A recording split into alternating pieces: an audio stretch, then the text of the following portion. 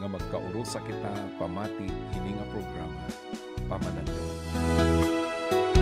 Usa ka programa nga nagpupukaw nga nagaaghat haaton han pagpamalandong han mga pulong han Dios. Mga pulong nga naghahatag haaton hin kinabuhi ngan paglaom. Mga pulong han Dios nga naghahatag hin kalamrag ngan kasulbaran han aton mga Awit sumasamba, sumasayaw sa'yo, naghihintay ng pangungkusa mo.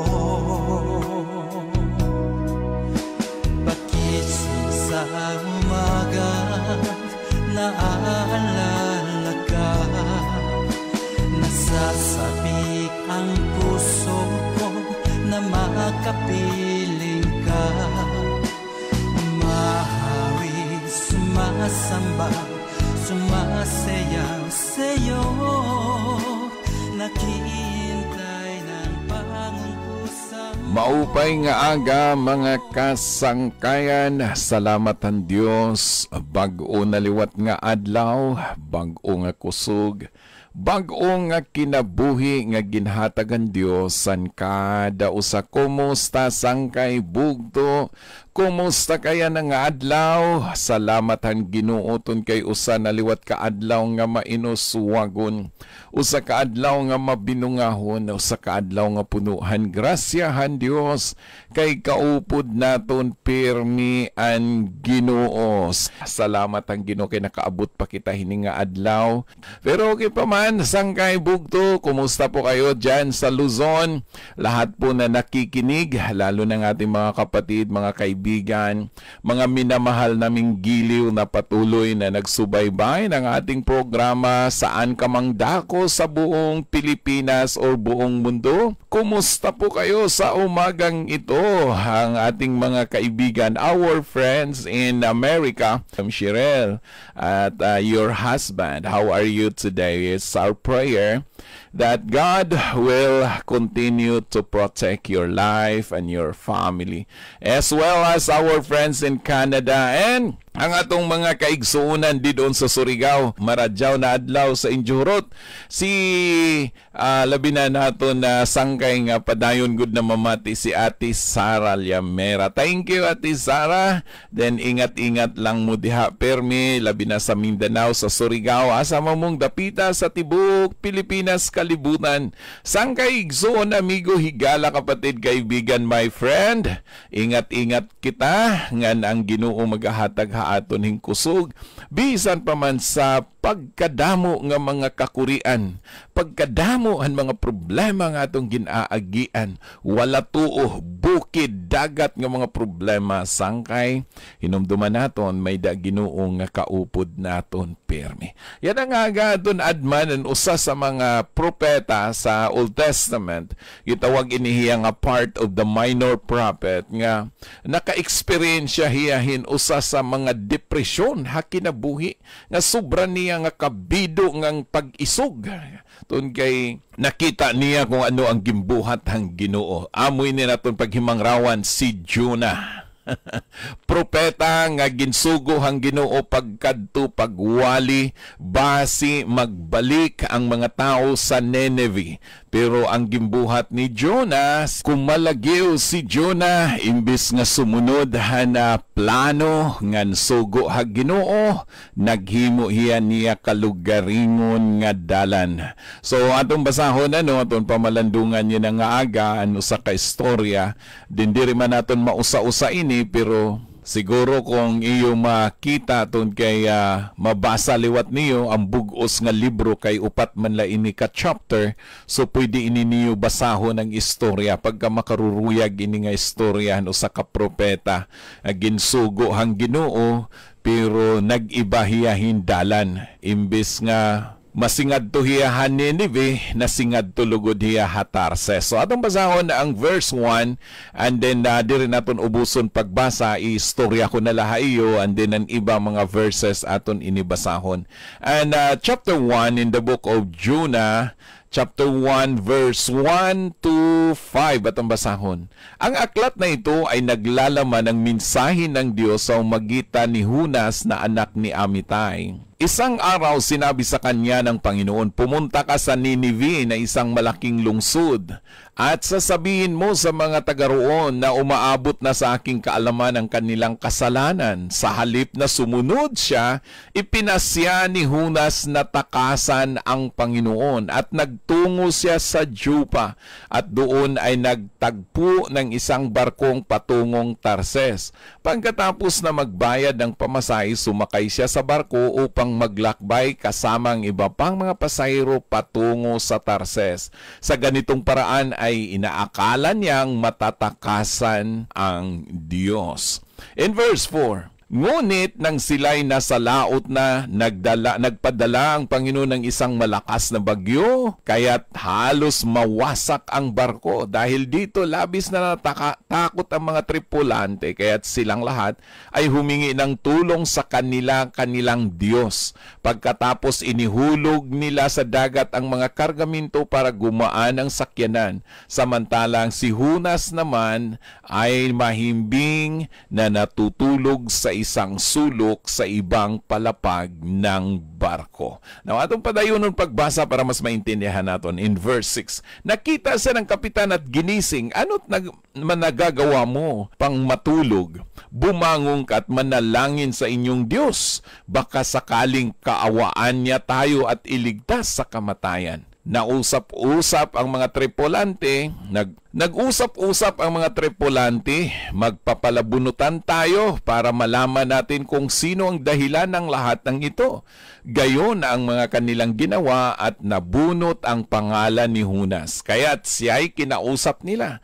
Sabihin mo sa amin kung sino ang dapat sisihin sa nangyayaring ito. Anong ginagawa mo rito? Saang bansa ka galing? Taga saan ka at anong lahi mo? Sumagot si Jonas, ako isang Hebreo at sumasamba ako sa Diyos ng Panginoon ng kalangitan at lumikha ng dagat at lupa. Sinabi ni Jonas na tinakasan niya ang Panginoon. Nakadama ng matinding takot ang nakinig sa kanya. Sinabi nila kay Jonas, napakalaking kasalanan ang ginawa mo. Lalong lumakas ang bagyo. Kaya tinanong nila si Jonas, ano ang dapat naming gawin sa iyo para pumayapa ang dagat? Ihagis ninyo ako sa dagat at papayapa ito. Alam kong ako ang dahilan kaya nagkaroon ng ganitong malakas na bagyo, sagot niya. Now, mahaba ang istorya, no? Pero amoy ni nananabo. Hadida nga ginsuguhan Ginoo Jonas nga makadtuhan Ninive.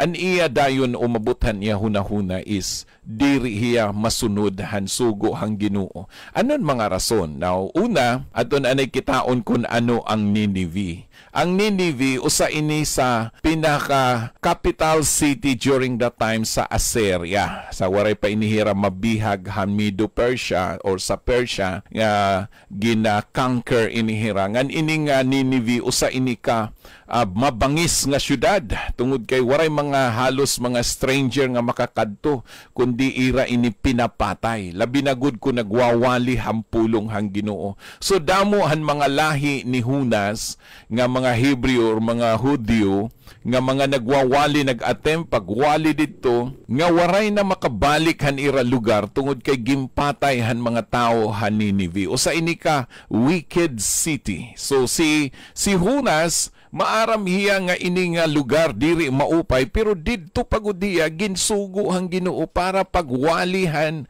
pulong han Dios. So imong makita una si Jonas nahadlok, ikaduha na diri hiya nga mapasaylohan Ginoo ang nasod han Ninive tun kay gusto niya nga sirutan. Kay sanggay amoy ning kamaturan hadida nga ang Ginoo magpadarahin mensahe nga mayda magwali ngan mayda matuo ang Ginoo punuhing kaluoy ngan grasya ngan andam hiya magpasaylo.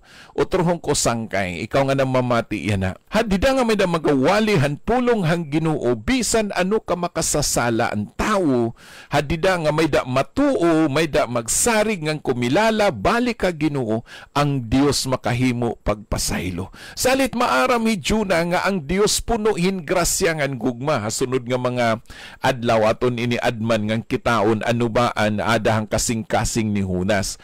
Now aton kitaon hinubahi Hunas. Si Jonas usa inihiya ka runaway prophet. Gintawag ini nga usa ka propeta nga mi pahirayo han tawag hang Ginoo han iya kinabuhi. Ngan usa pa si Hunas usa inihiya ka punuhin magaliting propeta, puno inihiyan ka irisgon han iya kasing-kasing labinahan mga tawo han Ninive. Diri mao pa yan usa ka propeta, usa ka kaalagad, usa ka nagasugot hang Ginoo taw sa nimo kasing-kasing punuhin pagdumot or usa ka tawo diri talaga maupay nga natong kinabuhi na punuhin pag-isog, punuhin pagdumot, punong-puno ng galit at paghihiganti. Kaya ang hinyap ni Hunas, diri hiya makadto pagwali, kundi makadto hiya parang pagdarahin sirot. Pero ang sugo hang ginuhaya mo pagwalihan gugmangan grasya hang Ginoo. Now diri la runaway prophet or diri la kay punuhin pag-isog ini, punuhin kairisgon ini nga propeta, bet gintawag ini naton nga self-centered prophet. Nga an iya lagi hunahuna ni iya la kalugaringon.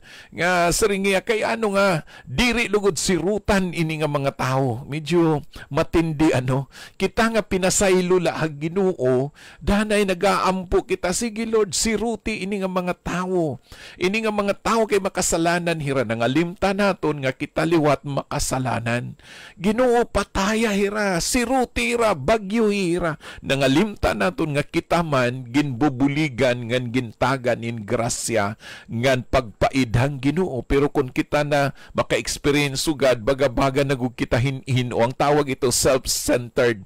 Gusto la kasi naton nga kita la makaangkon hing kaupayan ang iba nga mga tao diri nga bisan kita marao tapos gimpasaylo, ginatagan hin chance ang Ginoo, gintagan kitan higayon, basi makadaop ang Ginoo. Pero kita baga-baga na hin-hino kita. Ngan ang tawag ito another terms is self-righteous prophet. Diri la self-centered prophet kundiri self-righteous prophet nga kahuna niya hiyalan matadong. Damon mga tawo nga kahuna naton, kita lat matadong, kami lait maupay, kami lait kamatuuran. Sangkay diri kita kundi Ginong Hesus ang kamatuuran. Ngan diri la kay runaway prophet, anger prophet, self-centered prophet, self-righteous prophet, but he's a self-pity prophet. Itong punuhin na mga pag sa kalugaringon, di ba? Iyala kalugaringon, punuhin, kawawa ako, waray ako gamit, now imo ini mabasa, hang sunod nga mga verses, ano. So, nanabo, kung padayunon naton in verse 10, ngadto haubos, nag-request si Hunas nga ilabog na lahiya dagaton kay hiyan hinungdan. Tun kay maaram hiya nga hiyan rason kay ano nga nagpadara ang ginuhin bagyo. Ang kamaturan, usa sa mga mensahe din ni Sangkay, diri ka makakapaharayo hag Ginoo. Tungod kay ang Dios maaram ang kadalakang hanimo kinabuhi. Bisan anhon mo kung may problema ka, masaling ka, makadto ako Maynila, tungod kay gusto ko iwasan ang problema. Sangkay gusto hang Ginoo atubangon mo ang problema, atubangon mo ang gustong ipabuhat ang Dios. Bisan pa man ano ini kakuri tungod kay ada ang Ginoo kaupod nimo. Diri ka makakatakas tikang han presensya hag Ginoo. So nananabo ginlabay nira, ginlabog nira hi Hunas sa dagat. Then ang nakaupay, okay, nasa ring din niya verse 12. Verse 12 to 17. Ihagis ninyo ako sa dagat at payapa ito. Alam kong ako ang dahilan kaya magkaroon ng ganitong kalakas na bagyo, sagot niya. Gayon pa man, sinikap ng mga tripulante na itabi ang barko, ngunit wala silang magawa sapagkat lalong lumakas ang bagyo.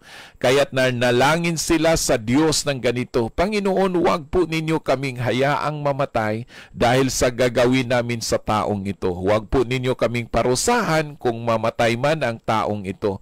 Kayo po ang Panginoon na may pananagutan dito. Pagkasabi nito, binuhat nila si Hunas at inihagis sa dagat. Agad namang pumayapa ang dagat dahil dito nagkaroon sila ng matinding takot sa Panginoon. Kaya't sila'y alay ng handog at nangakong maglilingkod sa kanya. Now, kita asang kay pagka maupay, Hini nga mga panahon, ini nga propeta nga imbis nga musunod ang Ginoo, amo palugod ang nagdisobey han Dios. Na pahirayo ti kang hansugo han Ginoo nga ti kang ha presensya han Dios. Ini nga mga tawo nga diri nakilala ha Ginoo, hini nga panahon nagkaada lugod hirang pagkilalahan ungod nga Dios nga amo ang Ginoo nga tag-adan langit nga asyat ginsimba ni Hunas. Si Hunas nga usa ka propeta nangalimot lugod han iya responsibilidad han pagpangarong pasaylo ha Ginoo nga basi may ilikay hirahabagyo. Sangkay amoy nin bagay hadida kasing punong-puno ani mo kasing yung pagdumot kasi na waray ka na paglao man nimo kinabuhi diri ka na kita han tama nga desisyon, diri na nimo ma-appreciate ang pagabuhaton ng Ginoo until nga ikaw mismo magkaadan mga pag-antos. Salit sang kayo sa ini ka mensahe pagka maupay ini. Actually kung imong adman ang kinabuhi ni Hunas, pagka maupay damo induron mga mensahe nga makukuha naton nga ang Ginoo talaga punong-puno hin gugmangan grasya. So verse 17, sa utos ng Panginoon, nilamon si Hunas ng isang dambuhalang isda at siya'y natili 3 araw 3 gabi sa tiyan nito. Wow! So kita ang Ginoo bisan pa man suwail ka, bisan pa man panahon nga naglayas ka, gusto kang magpahirayo ang Ginoo, pero ang Ginoo talaga gugma, naga-provide hiya, basi protektaran ka. Sangkay o sa ini ka, minsahi yan nga aga nga, bisan pa man problema ngay mo ginagian, may Ginoo nagaatiman hay mo. So hini nga panahon in chapter 2, okay nga din na kita chapter 2 aton ini usa-usahon kundi na matapos rin ko na tapuso naton han sunod nga mga adlaw. Okay, chapter 2 na kita. Habang si Hunas ay nasa tiyanan ng isda, nanalangin siya ng ganito. No, kita sa rin ko na kanina, mas matindi pa ini nga mga tao nga waray kumilala ha Ginoo, kaya hadida nga umabot ang bagyo bisan hinuna lat iragin sampit nga Dios. Kaya ang tao talaga bisan hinuna la kun hinot mga ladawan, kun hinot luludhan nga dapat ang ludhan unta ang Ginoo lang nga tag-ada langit nga tuna. Sangkay gusto ko ini maintindihan nimo. Diri nagkinahanglan ang ginuhin iba nga Dios kundi hiya lang ang dapat simbahon, yukbuan ngan simbahon ngan pasalamatan kay hiyan tag-adahan langit ngan tuna. Now in chapter 2 verse 1, habang si Hunas ay nasa tiyan ng isda, nanalangin siya ng ganito: Panginoon, nang ako'y nasa kagipitan, nanalangin ako sa inyo at sinagot niyo ako. Mula sa daigdig ng mga patay ako'y tumawag sa inyo at dininig niyo ako. Now din binalikan, parang gibalik ni Hunas, Ginoo maram ako, puno kahing grasya, di ba ang panahon nga daw kong kakurian imo ko gimbuligan, amo kasi ito tao, hadidan-adan ang kakurian, amo pat pagtawaghan Ginoo, hadidan maupay pat kinabuhi, to kaman simba-simba man kita nga maupay, waray man kita kuan, pero ada na nga niya kakurian, ada na mga panginahanglan, matawag na ha Ginoo. Okay, in verse 3, itinapon ninyo ako sa kalaliman, sa puso ng karagatan, nabalot ako ng malakas na agos ng tubig at malaking alon ang sa akin tumatabon. Kala ko'y malayo na ako sa inyo at hindi ko kailanman nakikitang muli ang banal mong templo. So dinhi medyo namimiss na sa akala ni Hunas, katapusan na niya, yatagan lang siya another chance. Samtang dito siya ilarom hantiyan han isda, pero ang Ginoo may da plano. Okay? In verse 8, ang mga sumasamba, okay, medyo matindi ini, basahon naton para maintindihan naton. Ang mga sumasamba sa mga Diyos-Diyusan ay hindi naging tapat sa inyo. Ngunit aawit ako ng pasasalamat at sa inyo'y maghahandog. Tutuparin ko ang aking mga pangako, o Panginoon ng aking tagapagligtas. Pagkatapos, inutusan ng Panginoon ng isda na iluwa si Hunas sa dalampasigan. Now kita asangkay. Hindi nga mga panahon, tun kaya ang Ginoo punuhing grasya, may danya plano nga maupay ang kinabuhi, ginhatagan pa hinbag-o nga higayon si Hunas. Sangkay, kumusta kaya ng adlaw? Ano ni mo kahimtang? Ano ni mo kinabuhi? May mga panahon ba nga nagdadamdam ka? May panahon bang puno kan mga problema? Ang Dios it imo ging kinahanglan. Bago ako magpadayon, may dako sa kawit para imo. Yan ang hawit.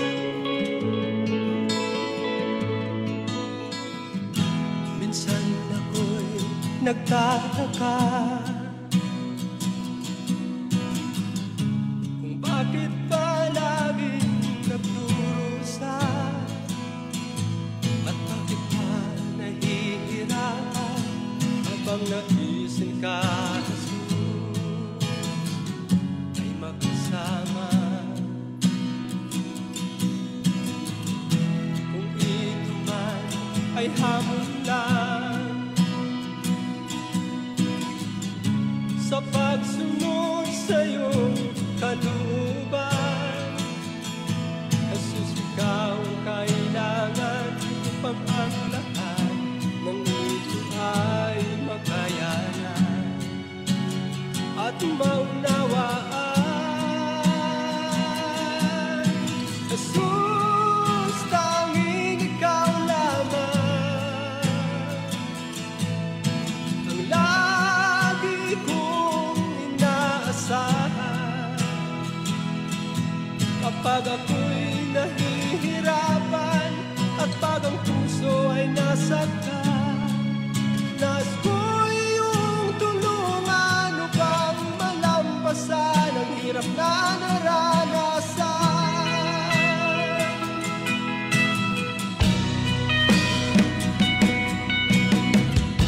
Minsan tanong ng isipan, bakit ba kailangan masaktan? Ngunit ako naintindihan, ito pala sa ating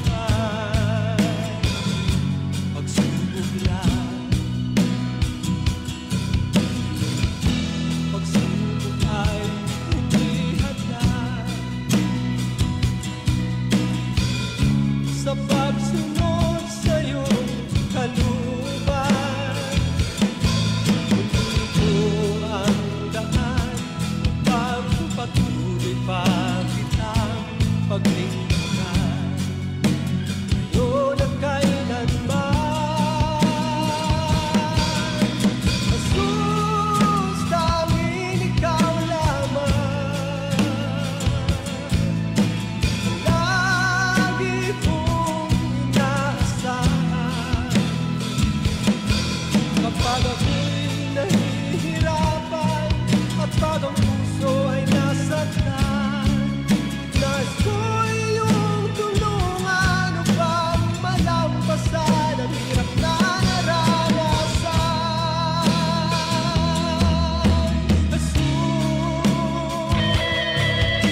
salamat sa'yo, salamat sa mga paghihirap ko, sa pamamagitan ng mga pagsubok na ito, lalong tumitibay ang pananalig ko sa'yo.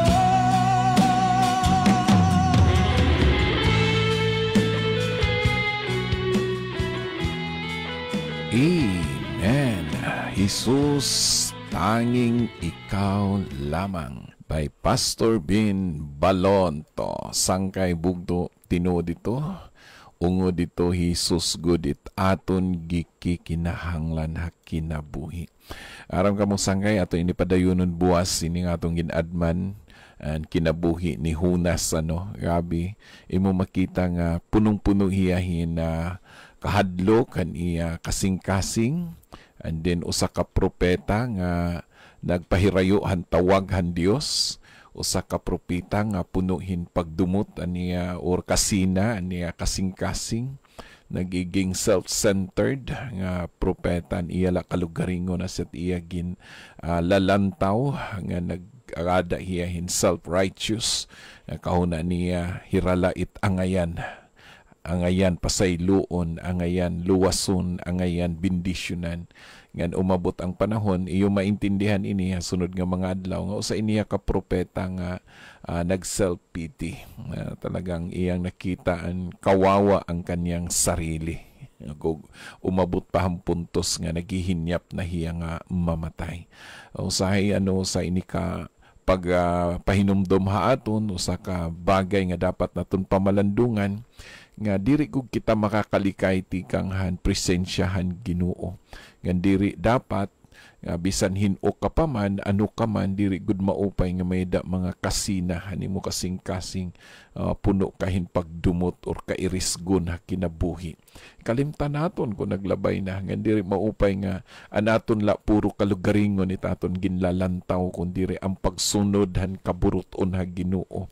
Nga diri maupay nga kitaon la naton kahuna naton kita nat makarit, kita nat maupay, kita na iton angayan nga hatagan hin bendisyon ang ibang tao diri angayan. Kung may mga tao man nga bendisyonan, naiinggit kita nga masiring kita kay ano nga hiralugod gin bendisyonan Ginoo ako lugod waray. So amin usa sa mga bagay pero maram ka sangkay may dako basahon aton ini basahon nga na pamalandungan naton bago ako magaampo ha iyo in Jonas chapter 3 verse 10 nasiring dinhingan o buwas amo ini aton adman, nakita ng Diyos ang kanilang pagtalikod sa kasamaan kaya hindi na niya pinarusahan ng mga ito tulad ng kanyang naunang sinabi. Na imo makita din ang kadakuhang gugmahan Diyos nga hadida nga agpaubos ka tubangan hang Ginoo mangaro kang pasaylo kay istorya ini chapter 3 nagwalihi Hunas ginsugoy ya otro hang Ginoo tikang hiya nga gimbuga tikang hatian handako nga isda ngan didto hiyan baybayon han Ninive so misugot hiya actually waray na niya choice pero amo may ton iya saad nga ni nga kuntagan pa yan higayon magsugot na hiyang Ginoo so nagwali hiya hin pagwali han sirot nga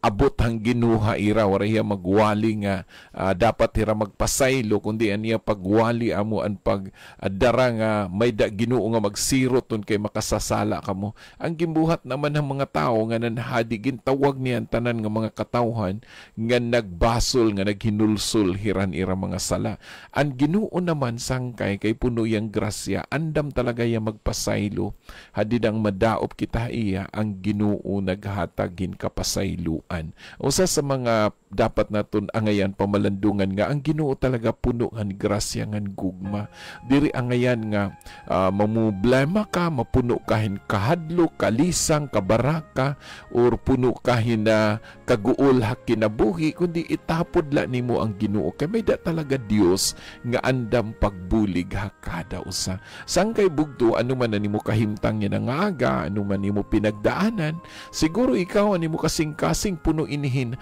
pagdumot diri paghapon mawaraan mga bagay nga imo na eksperyensyahan nanunumduman pa nimo ang gimbuhat hauna sangkay i-release mo ito tun kay yan nga mga adlaw yan nga panahon may da pagbubuhaton han imo kinabuhi o siguro pinasan mo ang damo nga mga kabug-at kinabuhi kakurian mga problema sangkay ihatag ito ha Dios kay ang Ginoo Dios siya nga andam pagbulig ha imo ngan gusto ko mabulig ha imo pinaagi ha mga pag-ampo mag-ampo kita amay nga Dios nga makagarahom da mga salamat animo gugma ina nga aga salamat Ginoo nga pareho kanjuna nagahatag kahin higayon pa haamon imo kami gimpasaylo imo kami gintutduan paano kumilala ha imo nga nagaampo ako namon mga kabugtuan nga namamati yan na nga naggapusan man nagkadurod dilain nga mga problema naggapusan mga panginahanglan naggapusan bisyuhan kasalanan ikaw Ginoo magabag-o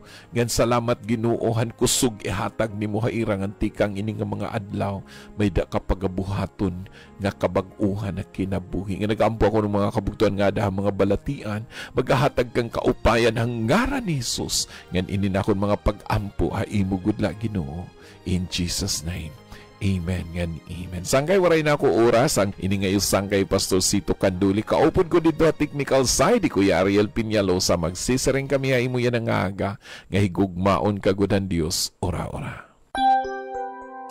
bugto aada ka ba ha sitwasyon han imo kinabuhi nga nagugupong ka o nagbibiling ka hintabatunan han imo mga pakiana ha kinabuhi o kung diri ka na maaram kung ano it imo hihimuon